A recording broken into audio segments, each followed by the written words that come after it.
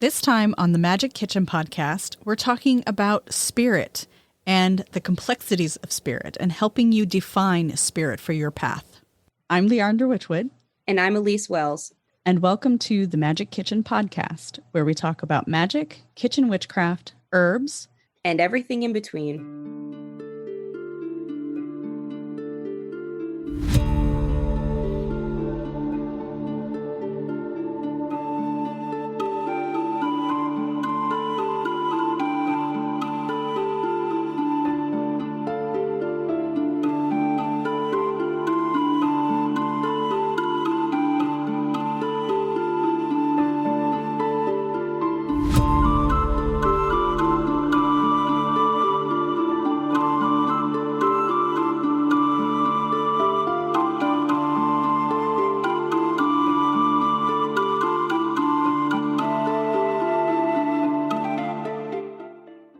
So before we get started in this episode, I want to just give you guys a quick update of what we've been up to. So Elyse is with me here in the United States, and we've been all over the place. So this 2023 is already looking pretty cool.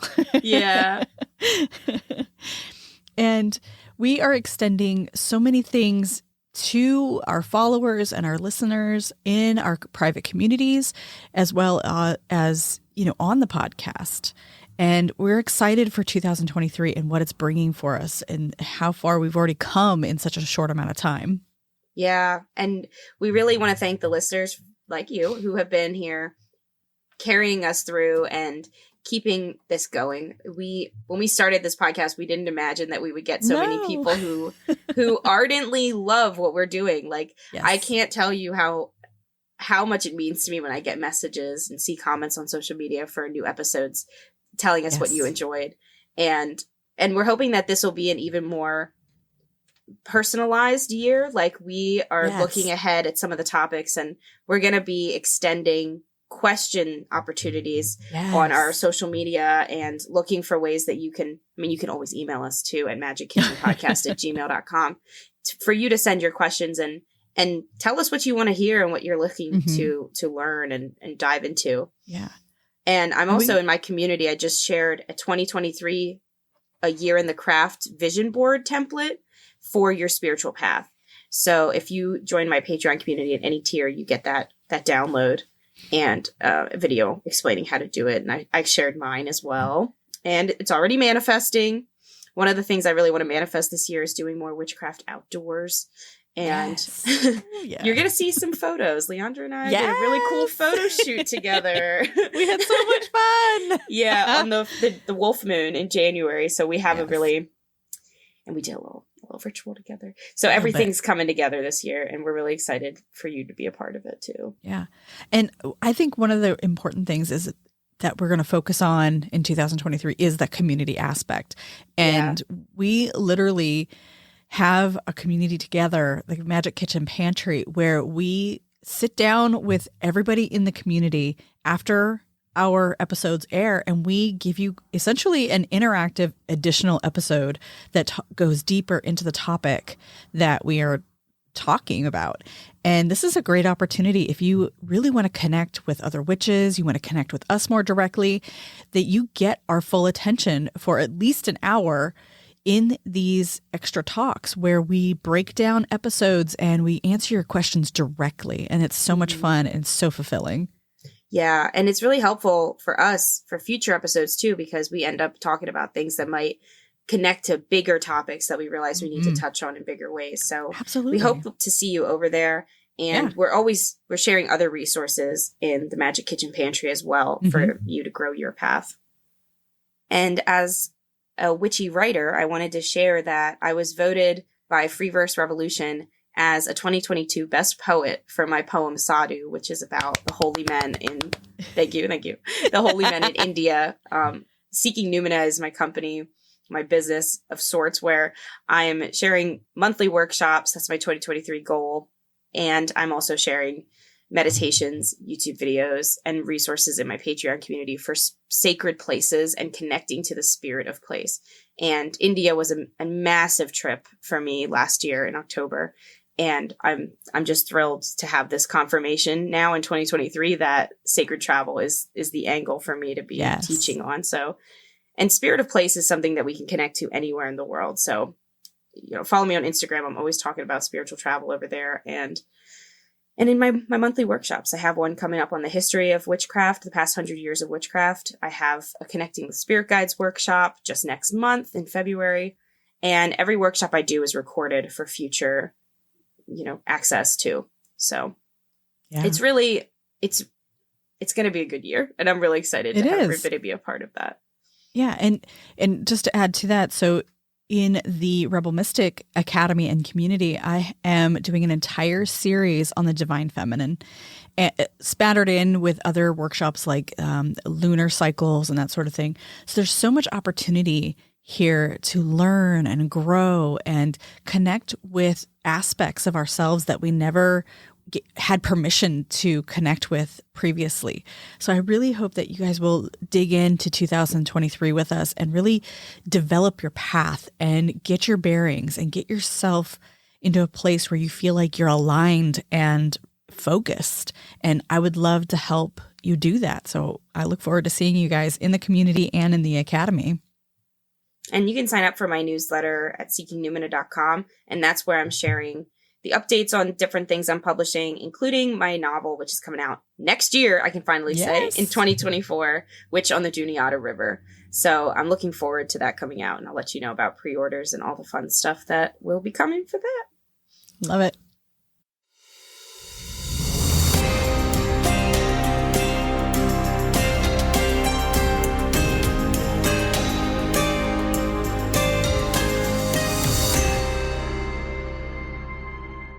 So we want to start this episode first by saying that the overarching theme is going to be to embrace these complexities. Don't get too bogged down by them, and just kind of acknowledge that spirit is going to be an ever-changing understanding for you on your path. It's never going to get simple, and it's never going to be easy to categorize.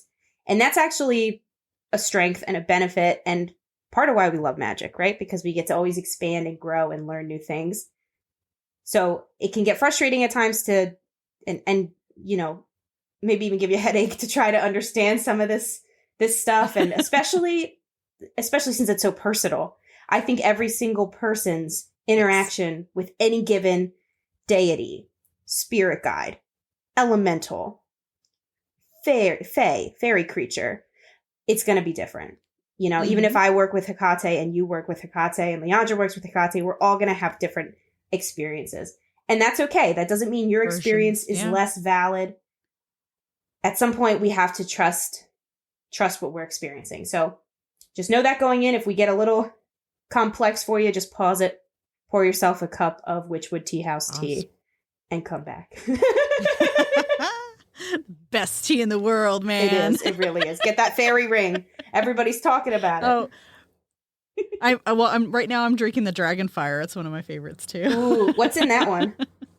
That one is this one's actually a caffeine-free version that I just made. It's rooibos, cinnamon, orange, and chili pepper.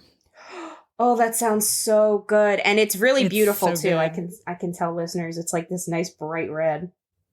Yeah, she sees it on the screen. It's all bright red. Yeah. So back to spirits. So I like to think of spirits as like people. And I think that's a good rule of thumb on how to perceive spirits.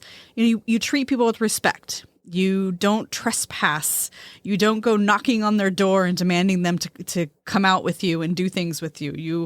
You don't inherently have dangerous people in your life. Unless you're attracted to that, then you will attract those dangerous people. So think of it that way. Yeah. And, you don't want to be a jerk to people. You're not going to go up to people and start demanding things from them and screaming at them to get them to do what you want them to do. And in that same context, like, you also have to be very careful of the people you have in your life, right? So if they're expecting you to act in toxic ways or do dangerous things, those are the people you want to eliminate from your life to keep yourself safe, to keep your family safe, to keep your home safe.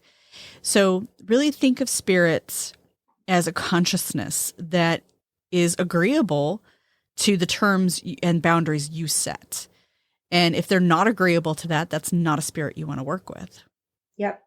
And that's not to say that, we talked about this before we started recording, spirits are not really dangerous. Like, some people are really like, don't ever call on spirits. Don't talk to ghosts. Don't talk to deities.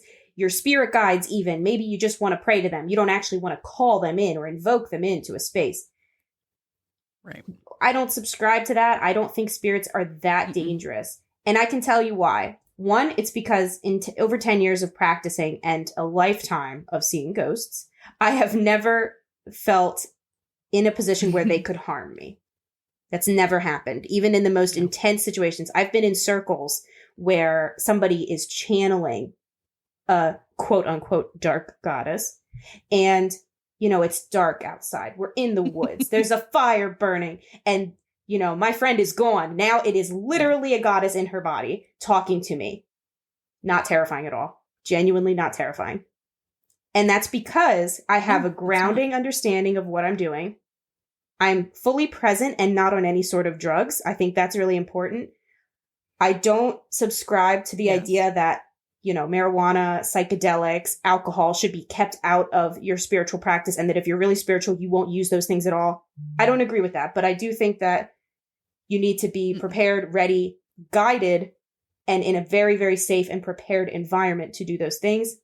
If you are in any way concerned about your interactions with spirits, if you're not experienced in working with spirits at all, keep them out of there. Keep it simple, keep it safe.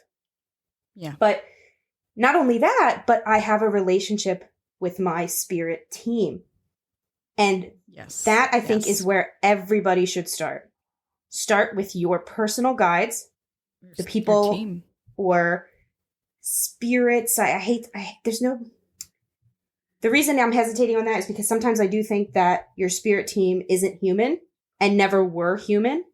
Some people have animal spirits that come to them more fully than any sort of human. My spirit guide, the one who's been with me since I was 3 years old, her last life on this earth ended in around 808 AD.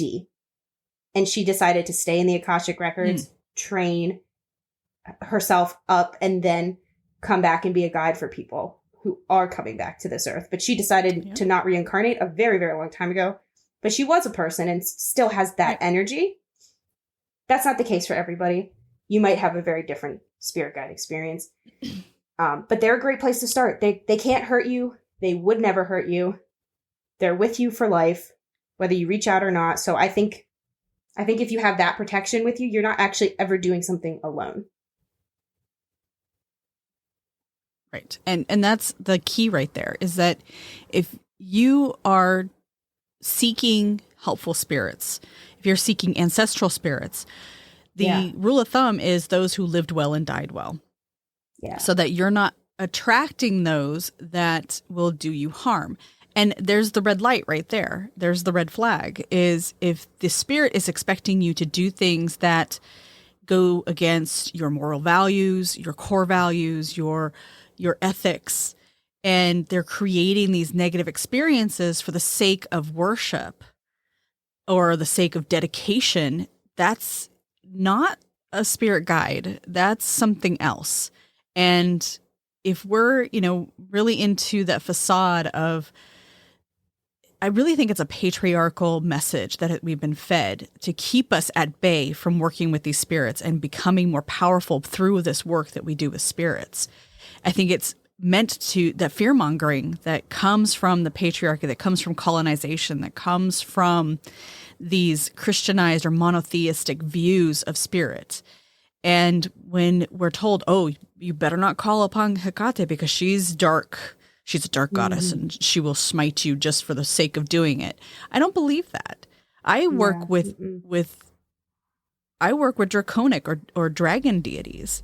And my one goes back to pre-Babylon. And her story is one of creating the world. And I just recently realized and discovered that her story is very directly linked to the story of the God of Christian God, which that'll be like a whole different discussion. But her story is one of creating heaven and earth. So she created that gateway. And so it makes sense to work with her in the work that I do. So our alignment is complementary. And she would never ask me to harm anyone. She would never ask me to, do things that were unnecessary and completely against my moral standards, because that's not her goal. Mm-hmm. I can, of course, when you work with deities, and the reasons they want to work with you is because you can offer them something they can't get from, they're not corporeal, so they can't experience the corporeal experience.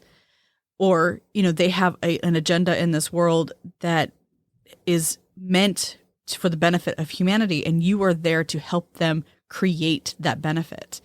So they're not going to, I'm with Elyse. I've never had this experience where these, possessions or these demonic experiences where they're telling you to, go punch your best friend in the face because that's a show of devotion. That's not true.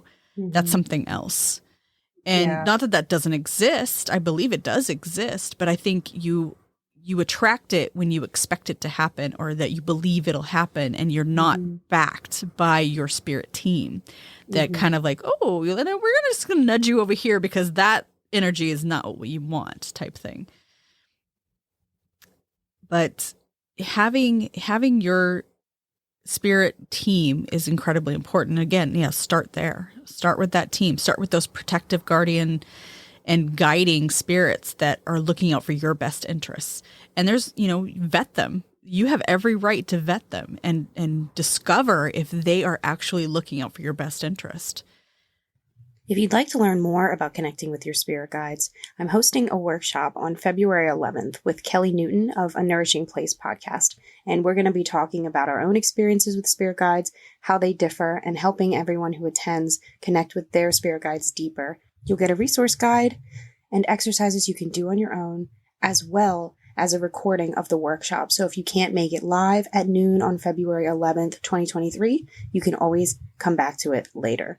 And if you're listening to this well after it's happened, I have a recording of that available on my website, seekingnumina.com.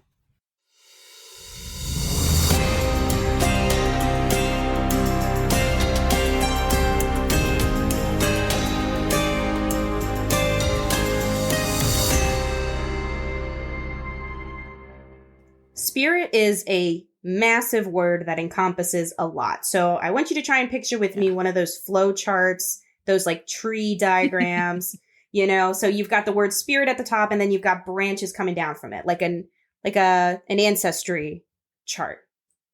And then underneath spirit, we've got different types of spirits, right? So we've got people that have passed on. That includes our ancestors and strangers and, people attached to that cool chest you got at an auction. And it might also include next to people, right? You've got other types of spirits. So there might be fae, fairy beings. And this is going to change determined on your location. We'll talk about that in a minute. Yes. Then there's elementals. Again, those change depending on your location. They're tied to the elements. So there's water elementals, fire elementals. We've done an episode on elementals. If you go back to season 3, early season 3, I believe. And then moving over to that, you actually have land spirits attached to the land you're on. And then that also can jump really personally into your house.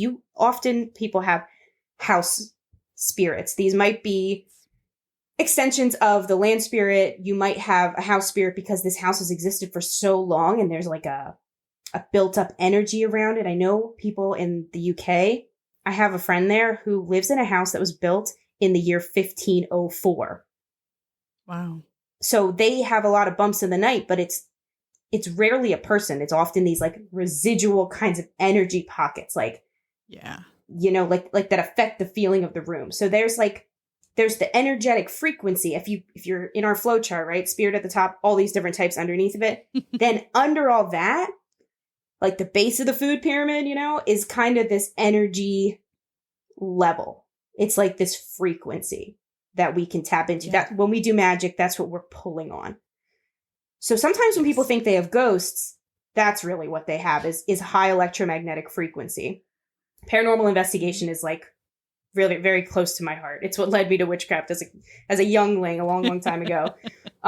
So I can go on and on about this.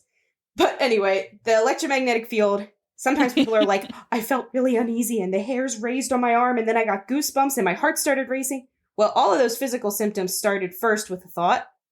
So, that wasn't the spirit doing that to you. And then second of all, electromagnetic fields, EMF, have the same exact response. So if you're in a low ceiling basement with wires directly above your head, it literally is pulsing energy that's pulling up on your energy, on your, your organs and stuff, pumping blood and moving through your body. So that literally causes that feeling for us. It's like when you're on a roller coaster and you drop, your stomach gets that feeling. You don't think you just walked through a cold spot, right? We know it's the roller coaster. It's kind of the same thing. So that energy field, always kind of use that as your first line of thought. If you're talking to a spirit, maybe it's just that first. Yeah. But then you've got these spirits that change based on your location and if you reach out to them or not. Right.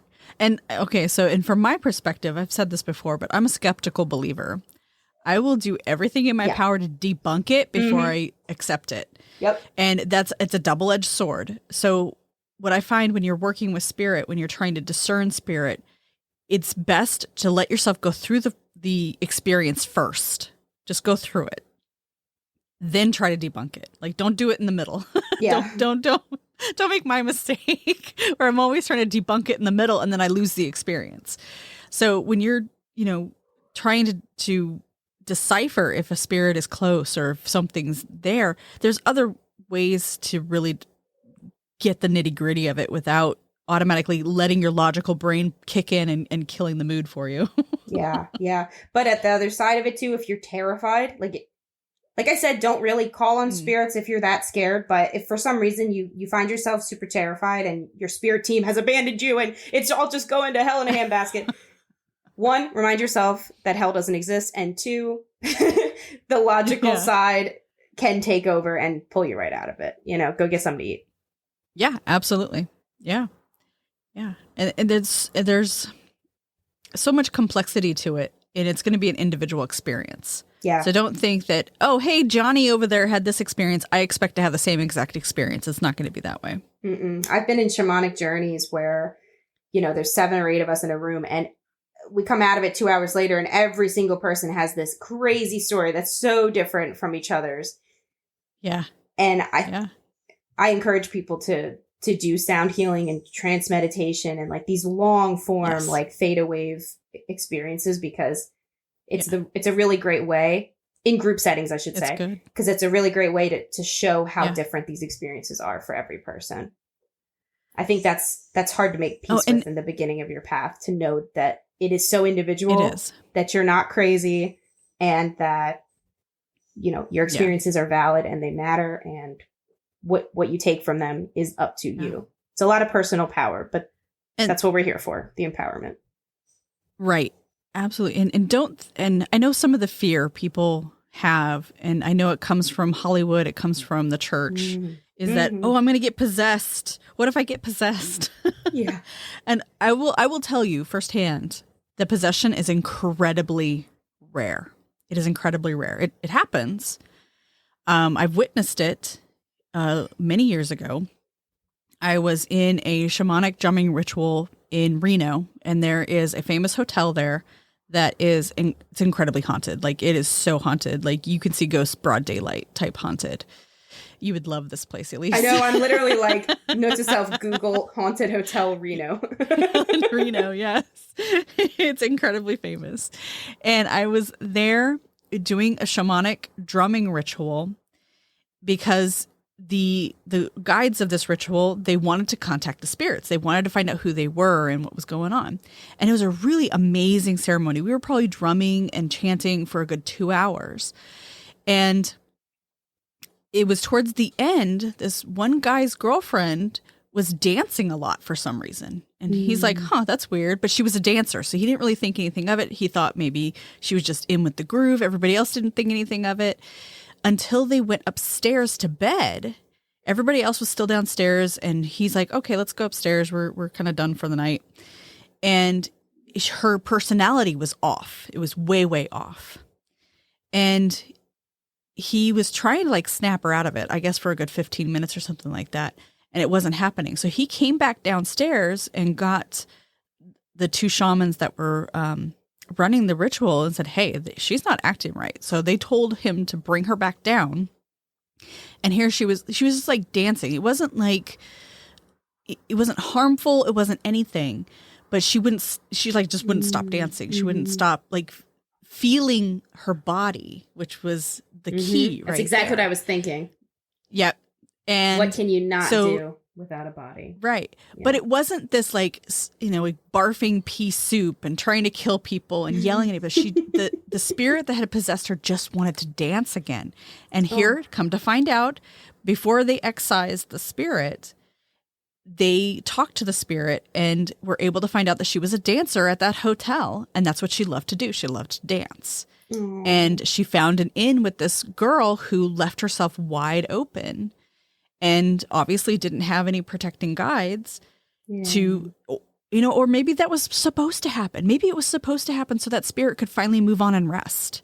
Maybe it had to manifest in a body to get excised so that it could rest. Yeah. But I can tell you that like that instance, that type of thing is incredibly rare. It happens in movies all the time, sure, because movies want to scare you. Movies want to thrill you, right? Yep, and the film industry is patriarchal and exactly Christian and boring movies don't sell. So yeah, and I've seen it firsthand, and it wasn't this scary experience. It wasn't this terrifying thing. It was a little concerning because you're like, wait, what's going on with this chick? Like I thought she was just like had a couple too many drinks and she was just feeling good, but that's what it was. She was actually possessed, but it wasn't this, throw holy water, sizzling and burning and screaming. No, when they let the spirit go from her body, it was very gentle. It was very peaceful. Like you could feel, we felt a whole peace come over that room. It was amazing. Well, and my empath bleeding heart is like so upset for that poor woman who was stuck on this plane so long. That's so beautiful. How did they excise the spirit? What did they do? They used the drums continually. Like they just talked to her and drummed, and told her like, it's time for you to go. It's time for you to let go. It's time for you to let go. And gentle, right? Eventually she just did. Yeah. It was real gentle, super gentle, super nourishing. Yeah. That's the best way I can describe it. It was so nourishing. It was nourishing for everybody in the circle. It was nourishing for the spirit. It was nourishing for the woman who was possessed. And when she came out of it, she was like, oh, hey, like she thought she like fell asleep. Yeah. She wasn't even fazed by it. Yeah. Until we, started telling her what happened. And she was like, oh, crap. Okay. Yeah. That's amazing. Such a good story. And I think that's more common too. Like in my paranormal experiences, it's always just they want to be treated like a person, just like any other spirit does. Like when I leave offerings to the land spirits here, I live in Greece, and in Greece we have the Fae, but we call them nymphs. So, every culture has their fairy creatures. They have spirits of the land, and they have spirits that live with the land that are almost personified as the land, as elementals. So, we've got water spirits, we've got undines, but we also have, the naiads, which are Poseidon's daughters. So they're the sea water spirits. And I live right by the water. So when I walk along the sea, that's what I'm doing. I'm calling to the naiads if I'm meditating there. Or I have developed a relationship with Aphrodite as well, because she is she was born into the sea. She's a sea spirit, if you want to call her that. She's a deity. She's definitely more powerful than a naiad or, a river spirit. But you also can have land spirits. So they can be chosen by that land, or they can come to that land and decide to stick around. So where I live is the town I live in, Greece, is called Artemis. And there is a temple to Artemis to my east, which is probably about 1.5 miles, maybe 2 miles. And then there's another temple to a different epithet of Artemis Tavropoulos, which I love because it's like of Taurus, meaning like the bull, like stubborn, and I'm a Taurus. Yeah. And that's less than a mile to my west. So I am on her temple land. Like if they excavated here, we'd all be moving because there's definitely stuff going on. And that's who I work with. Actually, my first night here, I meditated and met Artemis. She put me to a test in this meditation, and we started a bit of a relationship, but it's very different. She's not really in my spirit team. She's granted me the permission to be here, if that makes sense. So, and that's something else I think is worth saying about relationships with spirits, is they're not always going to be friendships in quotation marks. Sometimes they're just going to be acknowledgements, understandings. And I think that's 90% of it, is acknowledging that these spirits are here. You don't have to know them either. Like I knew Artemis's temples were here, but when I lived in Baltimore, all I knew was, it's Baltimore. And I would go out on my balcony and just, in the middle of Baltimore City and like try to connect with whatever land spirits were there. And I never really got names, but I got impressions. I understood what kind of offerings that they liked. I had a little outdoor fairy altar for them. I understood what they didn't like. So, just start reaching out that way. Land spirits, fae, house spirits, you want them on your side because they're closest to home. And they're the ones who are going to be your best allies as long as you live in that home. Yeah. And I think this is where some work comes involved. And I know I see a lot of followers of the craft or practitioners who they always want the easy way out. Just like, tell me how to conjure, tell me how to do this. Mm-hmm. But sometimes it's not going to always work like that, because some deities you work with, some spirits you work with, some land spirits you work with, they almost need to vet you as much as you need to vet them. Exactly. That's it. That is exactly it. That's what Artemis did to me. Yeah. And so you might even have to go through an initiation before you work with this particular deity. I know Hecate is notorious for that. She will expect you to show up. And if you don't show up, then she's not going to show up for you. So it's very much a mutual admiration society, so to speak. Yeah. You have this mutual admiration for each other, this mutual respect, but also mutual, I scratch your back, you scratch mine, but neither of you are going to do anything that's harmful to the other. Yeah. And sometimes, though, a lot of people that have come to me like, oh, I called upon this deity and now my life is going to shit. And I said, well, which one did you, conjure or try to conjure? Which one did you contact? And why were you contacting them? And they're like, oh, well, I have a crappy relationship with my husband or my boyfriend. And I wanted to fix that. I'm like, well, what do you think they're doing right now? And they're like, what? And well, they're trying to help you fix that. And it's not something that, if the problem is you and they're trying to help you fix you, it's not always going to be an easy path. That's where your shadow work comes in. That's where a lot of issues come in. Mm-hmm. And sometimes working with deity can result in your life appearing to go to shit, but sometimes you have to break apart the pieces to put it back together in the right way. Yeah. And really powerful deities, this will happen. And that happens more often than a possession will. Yeah. And there's always a lesson, right? A lot of us believe that that's all life is just lessons. You came back or lessons or came into being reincarnated to experience a lesson or two. And you're going to keep experiencing that lesson until you've learned it. This does not mean you deserve the bad things that happen to you in this life. It just means that on some level, there is a lesson that you will learn by these horrible things happening to you. Doesn't mean they're justified. Doesn't mean you shouldn't pursue justice. Right. But it means that, be a bigger person for it. Speaking as a trauma survivor, it's the only thing we can do moving forward. And spirits can be a huge support to that. Like if you are feeling unempowered as a woman, call on Inanna, call on Hecate. You are going to feel more empowered when you have a woman like that in your corner. Yeah. And that's, I think, where when it looks like it's going to shit because, your boyfriend left you or you had to break up with your boyfriend or he cheated on you or whatever. Mm-hmm. Okay. Mm-hmm. But now you're free of that guy, and then you're going to look back and be like, oh, thank God. Yeah. Thank goddess. Yeah, you're free of that. Well, and I think that idea that we're being punished because we get sick or we lose something we cherish, or that the idea that we're being punished by those things happening is a very monotheistic colonizer mindset.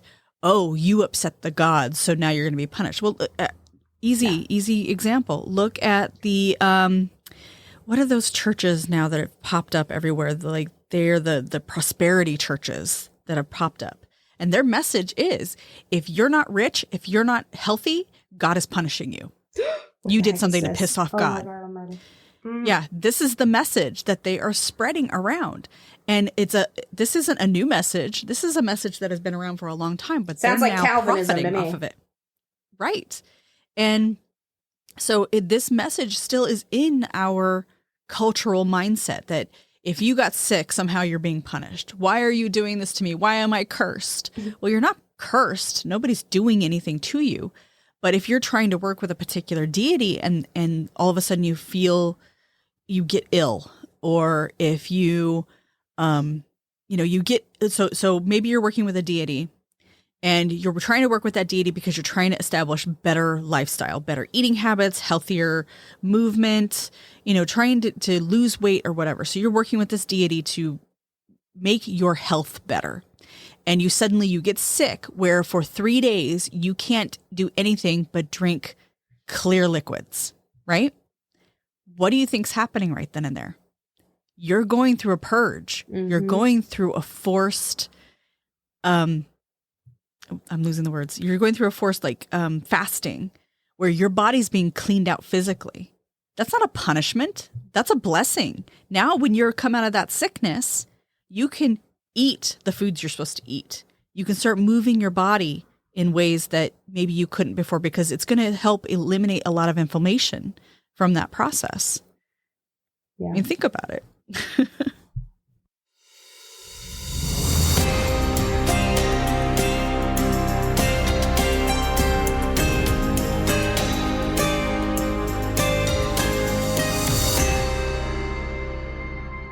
So we've been talking a lot about our personal experiences, which come from a Western background. So I encourage you to do research into your traditions and your ancestral background, but also your familial background. And that includes if I'm mixed race, right? I'm Greek, I'm Egyptian, I'm American, like super American, like my mom's family was in Virginia since 1604. I include all of that in my ancestry. So there's sometimes this misnomer that you can only work with spirits from one. We've debunked that several times, but just once again, that's not true. That would make me an impossibility as a person if I could only work with one of me. Anyway. So delve into it. You might not connect with it. For all my hard work on it, I've really tried, but I don't have a huge connection to Egyptian deities at all. I do to the land that's there when I visited Egypt, but I don't really feel it in my, those deities don't really come through for me. But do your research. Go back. There's a lot of witches, pagans, spiritual practitioners that are growing up in the West, but they might be first generation immigrants. I have a friend who is a very, very new witch, and she's afraid to really even get started on it because she feels guilty that she never got into her own Hindu culture, which is a pagan culture.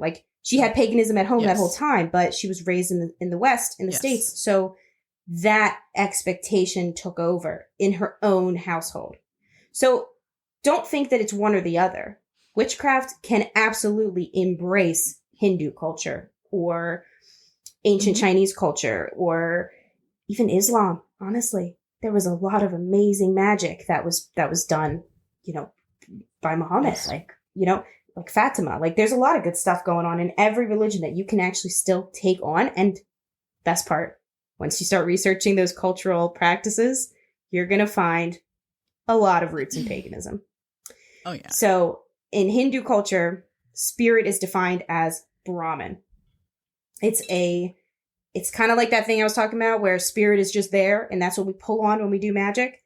That's Brahman in Hindu culture. And all the variations of deity are manifestations of Brahman. So Hindu culture is technically a monotheistic religion, technically, because Brahman is all of it at all times. Yeah. It's kind of similar to Christianity too, right? We have, in Christianity, Father, Son, Holy Spirit. The Holy Spirit is this ethereal thing that doesn't really have a form, but it can somehow impregnate Mary. It doesn't make a lot of sense. Okay, we know that, but we see where they were going with it, right? They were trying to make these pagan things fit into their patriarchal box that they were building. So don't be afraid to veer outside of the witchcraft books when you're finding your practice on what spirit means to you and you're trying to define that relationship, because it's going to come from anywhere and everywhere. And it's going to keep evolving. Absolutely. Yeah, it is. And don't think that deity is going to be this little thing you can box in to, I'm not Hindu, so I can't work with Hindu deities. Like I said, I have a deity that I work with from way back, and I have no connection with that. But I don't know what past lifetimes I've had that had a connection with that deity. And that goes for land spirits too, because if you live in the United States, yes, you do live on stolen Native American land. That's a fact. But that doesn't mean that the land spirits there instantly hate you because of the politics of humanity. So you can still reach out and have a respectful relationship. I think it would be less respectful to not reach out, to not care for that land. So don't get too caught up on the labels humans put on things, the political warrings. That does not have to affect your practice. And if a deity doesn't want to work with you, they don't want to work with you. If they do, they do. And you'll know that.